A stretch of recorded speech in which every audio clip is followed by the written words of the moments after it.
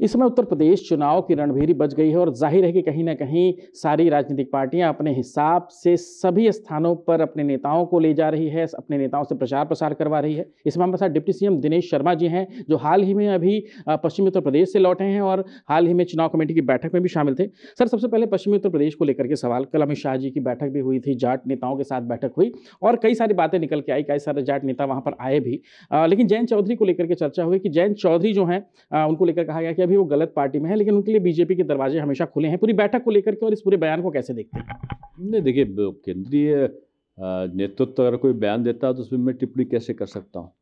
मैं इतना ही जानता हूँ कि बीजेपी सभी का, जो बीजेपी की नीति रीति सिद्धांतों पर विश्वास रखते हैं, बीजेपी हमेशा स्वागत करती आई है और बीजेपी सबका साथ सबका विकास के आधार पर अपना एजेंडा लेकर आगे चल रही है और यही हमारा एजेंडा था, है और रहेगा।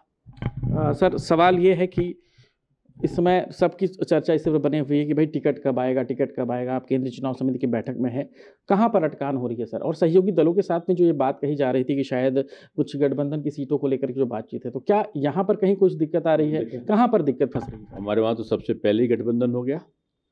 हमारे दोनों दलों के साथ में बड़े अच्छे वातावरण में हमारा चुनाव प्रचार भी चल रहा है। दोनों हमारे सहयोगी अलग अलग जगह पर प्रचार भी कर रहे हैं, सामूहिक प्रेस वार्ता भी कर चुके हैं। तो गठबंधन में व्यवधान कहाँ है? और सबसे पहले बीजेपी ने अपनी सूची भी जारी कर दी। सबसे ज़्यादा प्रत्याशियों की सूची भी बीजेपी ने जारी करी है और सबसे पहले ही बीजेपी अपनी सूची भी जारी करेगी। तो इसमें व्यवधान कहाँ है? ये तो विपक्ष से पूछना चाहिए कि वो क्यों नहीं कर रहे हैं।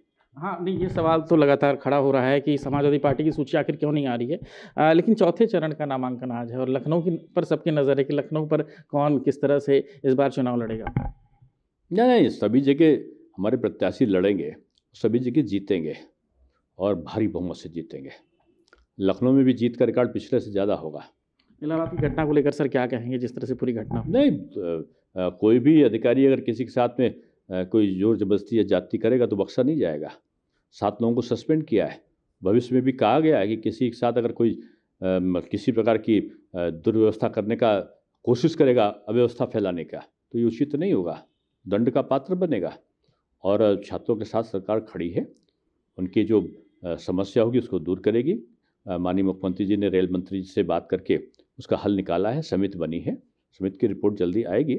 और बीजेपी जुनून के तौर पे, एक जुनून के साथ में, जैसे 5 साल हमने बेरोजगारी को दूर करने का काम किया, 17.4 की बेरोजगारी की दर आज 4.9 हो गई है, आज जो हम बात कर रहे हैं, तो हम ही ने बेरोजगारी दूर की ना। ये विपक्ष के लोगों ने कभी ध्यान ही नहीं दिया इस पर और उस तेजी के साथ हम काम कर रहे हैं।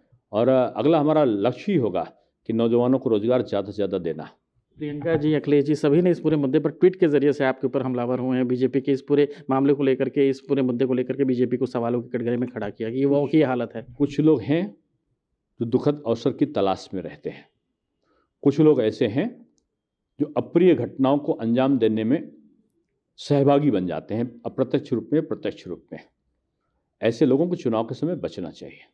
पश्चिमी उत्तर प्रदेश 2017 पलायन का मुद्दा और 100 से भी अधिक सीटें, इस बार पश्चिमी उत्तर प्रदेश का बीजेपी का क्या मुद्दा रहेगा? पिछला रिकॉर्ड टूटेगा। विकास हमारा मुद्दा है। डेवलपमेंट प्रोसेस, कृषि और किसान पर आधारित कार्य योजनाएं हमारी प्राथमिकता हैं। उनके आधार पर काम करते हुए गन्ना किसानों की जिस प्रकार से समस्या को, गेहूँ और धान की खरीद को हमने प्राथमिकता के तौर पर निस्तारित किया है, आगे भी हमारा क्रम चलता रहेगा। धन्यवाद, आपने हमें समय दिया। तो ये बिल्कुल डिप्टी सीएम दिनेश शर्मा जी का बिल्कुल साफ कहना है कि पिछला रिकॉर्ड जो है वो इस बार जरूर टूटेगा, क्योंकि विकास ही हमारा मुद्दा है और आगे भी यही मुद्दा रहेगा। अनुराग के साथ Vijay Mishra, daily insider, Lucknow. UP और देश दुनिया की तमाम ताजा तरीन खबरों के लिए आज ही गूगल प्ले स्टोर से इंस्टॉल करें हमारा तेजी से उभरता न्यूज ऐप डेली इंसाइडर।